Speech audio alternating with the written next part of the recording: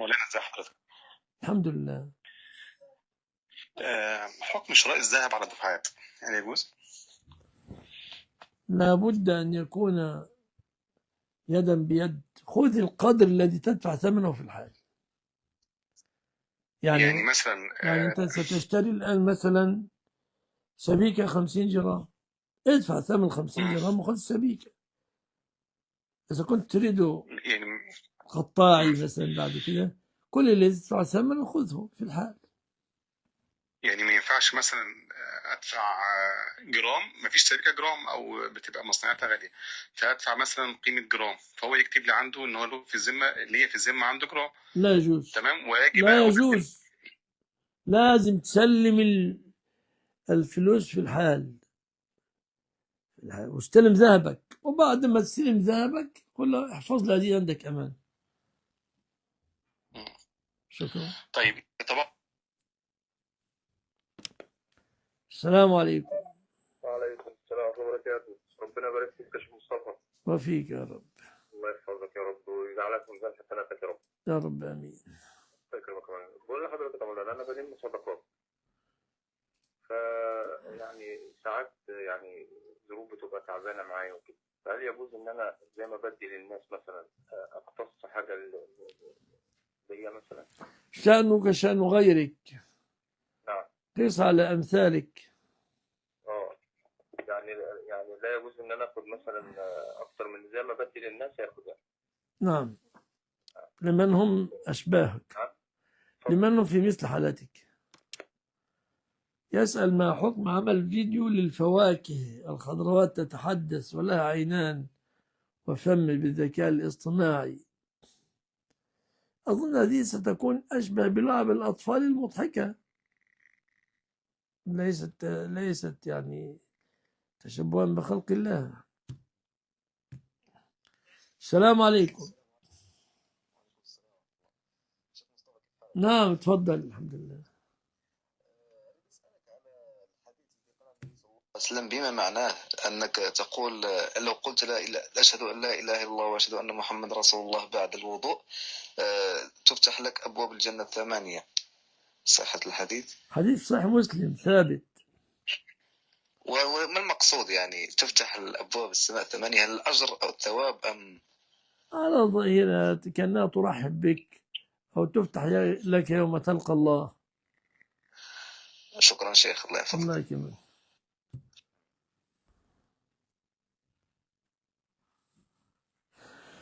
هل المطلقة لها حق في شقة الزوج التي بناها وهو متزوج بها؟ لا، ولا لها حق إذا كانت حاضنة يوفر لها سكنا لأولاده، سواء كانت هذه الشقة أو غيرها. أما إذا لم تكن حاضنة ليس لها شيء إلا المتعة والمعروف للمطلقات.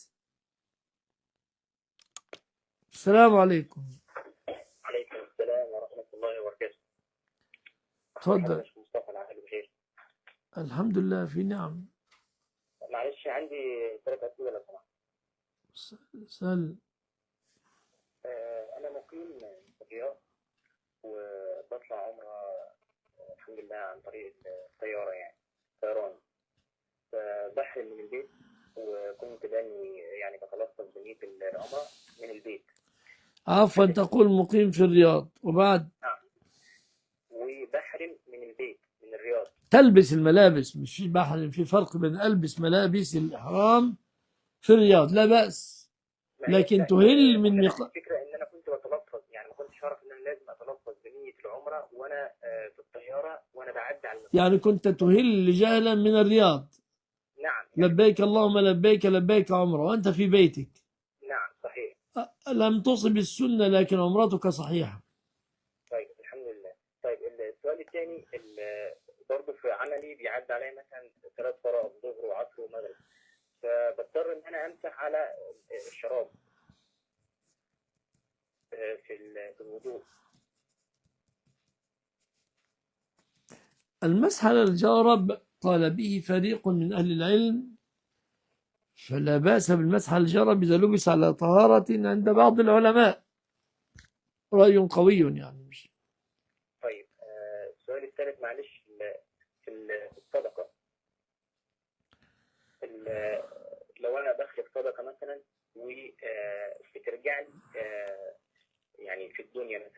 رد عليا، يعني مثلا تصدقت مثلا بمبلغ 100 جنيه، فبلاقي مثلا جات لي من حيث يعني من حيث لا احتسب مثلا فلوس كانت قديمه رجعت لي، حوافز من الشركه كانت متاخره جدا وترجع لي. هل ده يعني يكون الاجر في الدنيا يعني ينقص من اجر الاخره شيء ولا؟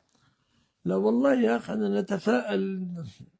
الحمد لله، الله يقول لما أنفقتم من شيء فهو يخلفه خير الرازقين، فلك أجرك الأخروي إن شاء الله. جزاك الله كل خير. وإياكم. الله يبارك.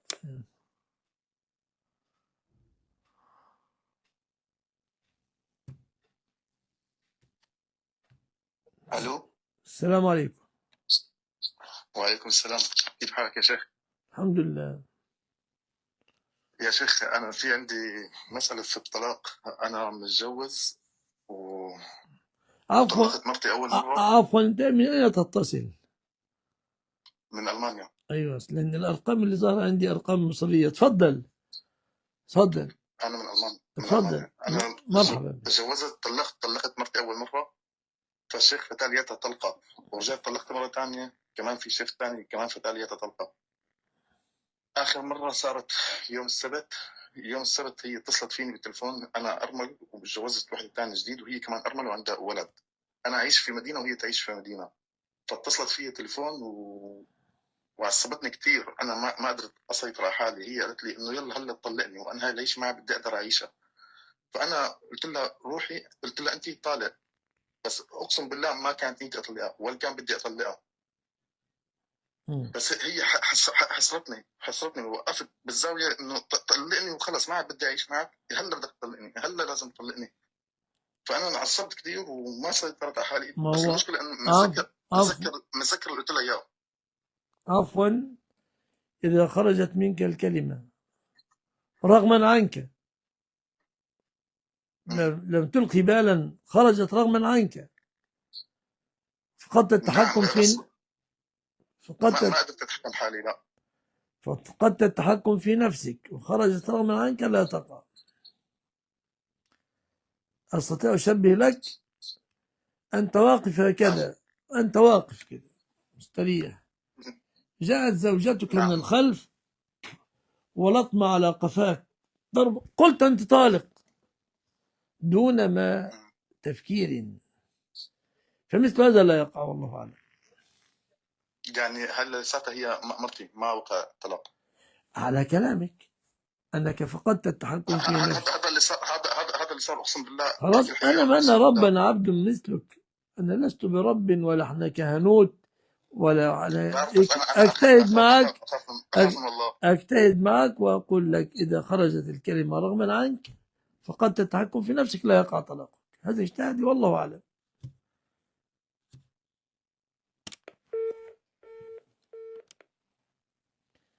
هل يجوز تأجير عيادة أملكها لطبيب عمليات تجميل؟ إذا كان الغالب عليه الصلاح يا ماجد لا بأس أجر له، وإذا كان يتوقع منه الخير أكثر من الشر. السلام عليكم. وعليكم السلام ورحمه الله وبركاته. لو سمحت يا فضيلة الشيخ عندي سؤال. لا بأس، تفضلي. لو سمحت، في شخص عنده عليه ديون كثيرة يعني، وهو يملك شقة بتمليك، بس هو عايش فيها هو وأهله، وأصحاب الديون بيطالبوه بيشتكوه، فهل يجوز له أن هو يفترض؟ لا نستطيع أن نقول له بيع منزلك كي تسدد ديونك، فإذا كان مضطرا للاقتراض وإلا سيحبس، في هذه الحال رب العزة يقول تابعوه وينظرون ماذا سيصنع في النهاية. إن أتى بركعة جديدة ركعوا معه وصلاتهم تصح ويسجدون للسهو. إن لم يأتي بركعة جديدة هم أتوا بركعة جديدة لأنفسهم. يعني بعد ما هو يسلم لو هو ما أتاش يقوموا هم يجيبوا رقعة. جزاك الله خير. وإياكم. الو، السلام عليكم. عليكم السلام ورحمة الله وبركاته. يا شيخ، انا يا شيخ النهارده في الشغل حلفت يمين طلاق 3 بنية الطلاق على اوضه دي اللي انا مش هتنسى. على إيه؟ وفعلا ما كنستهاش على أوضة معينة إن أنا مش هكنسها. قلت وفعلا عليك ما الطلاق كنستهاش. بالثلاثة ما نكنس هذه الغرفة. لا، قلت بنية الطلاق. أيوة قلت عليك. بنية الطلاق. ماذا قلت؟ قلت عليا الطلاق بالثلاثة بنية الطلاق ما أنا كنس الأوضة دي، وفعلا ما كنستهاش ومشيت. طيب خلاص حصل خير، ما وقع الطلقة. أنا هقول لحضرتك على شيء.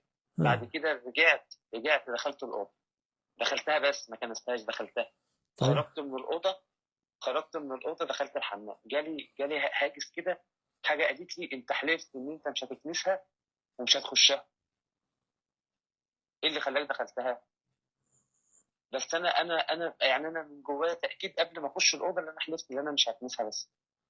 خلاص أنا مش أنت عارف كنت في الحمام مع الشياطين، وأوعز إليك أنك قلت لن أدخلها، ولكن يقينك الداخلي أنك إنما أقسمت على الكنس ولم تكنس. لا شيء عليك.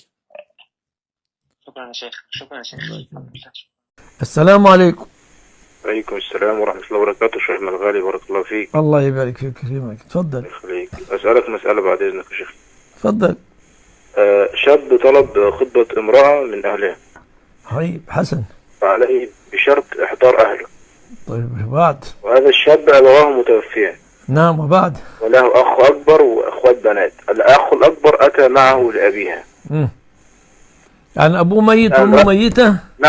نعم. وبعد أن عاد أخاه إلى البيت رفض أخوته البنات لسبب أنها سيب وليست بكرا. يعني هل يجب على الأخ أن يستأذن أخواته البنات في الزواج؟ لا أقصد الأخ الأكبر أصبح مع إخوته البنات في الرأي. أيوه. فعاد هذا الشاب إلى والد هذه الفتاة وقال له كن أنت وكيلا لي في الزواج، فرفض أبو الفتاة.